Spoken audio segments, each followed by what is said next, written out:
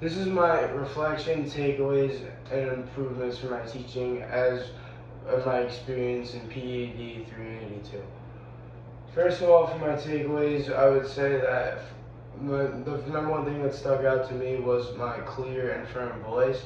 I would say that I have what's called a PE voice in our program. I've always been very loud, and I really know how to channel it, and I think it comes out very well in PE. As you could see in my demonstration of Ki in our first Tai Chi lesson, I was very loud and firm with it. Ki! And as a part of directions, I described it as a confident shout. If I didn't shout, the students wouldn't know what was expected of them necessarily, and they might not be as loud and engaging, and I think my voice helps bring energy. Another takeaway from my teaching is my use of cues and directions. I think I did a good job in my videos of consolidating the information into small bite-sized bits that are easier to comprehend, especially for when I'm working with younger students potentially in student teaching. So I think that's something good. An example of that is when we were doing our second Tai Chi sequence, and I was doing movements and saying over the top, and I was being specific. Instead of saying step, I would say, and then I step through with my right foot as I do it. So giving verbal and visual prompts using cues helps multiple types of learners with all types of impairments, or for whatever reason if they can't hear or see something, there's both options. My last takeaway from my teaching was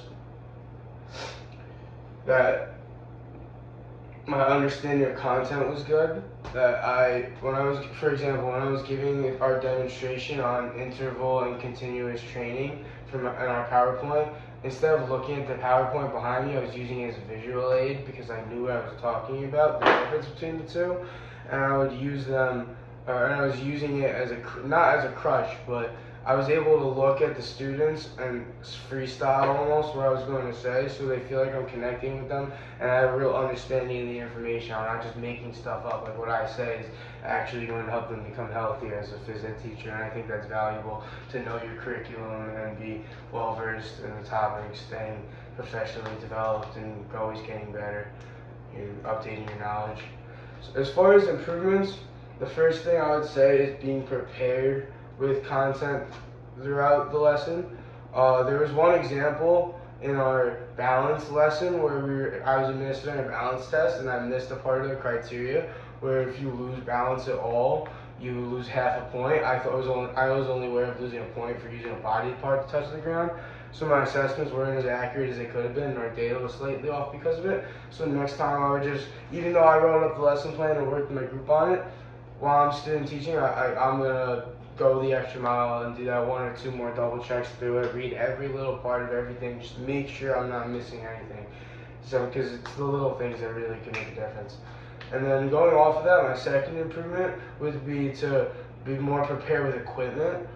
In that lesson where I was talking about interval versus continuous training, I was unexpectedly supposed to use my laptop for the smart board, and because I wasn't prepared for it, it wasn't plugged in all night, and it was low on battery, and it almost died while we were using it for an activity when we were showing a hiking trail, and I had to run off and try to plug it in and couldn't find an outlet. Dr. Foley actually had to come in and do it, and that disrupted the flow of the class. It was a distraction, and we lost time. So from next time, I would just be, it's a little thing, even if I don't need the laptop, just have it plugged in anyway. Always just, and it showed me the importance of transitions and just in general, in a class environment, you need to have everything ready beforehand to save time for valuable practice and learning.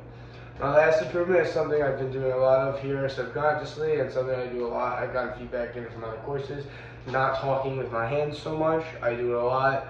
It's quite distracting for the learner, and while I give good information, while I'm energetic, the physical education environment has a lot going on at all times. It's very distracting in itself, so I don't need to be exasperating things by doing all this with my hands. So I'd like to work on that as I go through into student teaching.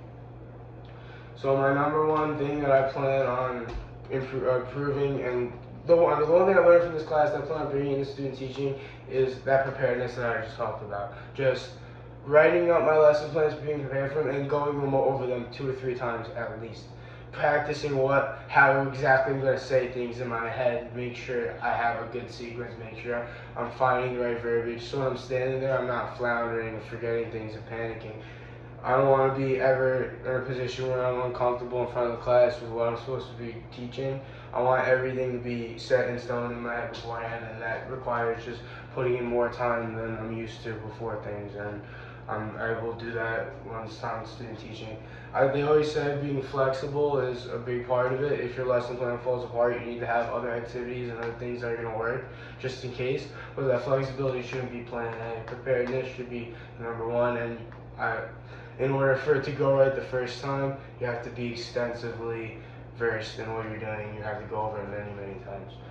And then finally, how I would implement physical literacy and develop physical literacy in elementary and high school age students. First of all, for the younger elementary students, while they're still developing their understanding of their bodies and movement and how all that works, I would keep it simple, and I would have a picture or maybe a visual or a diagram if I can get equipmentally, or if it's possible with equipment and resources, that is, to get a model or something of the body, and I would label it with important muscle groups and body parts that are developmentally appropriate for them to understand. So when I go through activities, I can point to the model and be like, can someone show me can someone show me what body part we just used with squats on the model? And this will help them understand that they can create certain movement outcomes using certain parts of their body. They can use certain parts of their body for different purposes and learn how it affects the rest of their body as a whole. This will help them going forward, so once they're eventually in high school, they have a better understanding of everything, and then I could have them develop their own training program, which would be, I would have groups of 2 or 3 students, no more, maybe individual if numbers allow. I would have students develop a full resistance training lesson in the weight room, whether whether it's body weight, whether it doesn't have to be full weightlifting, but it would be some sort of resistance training, and I would ask them to provide research first, and then give justification to provide a lesson with sets, weights, reps, safety guidelines, equipment necessary, modifications for different learners and types of students.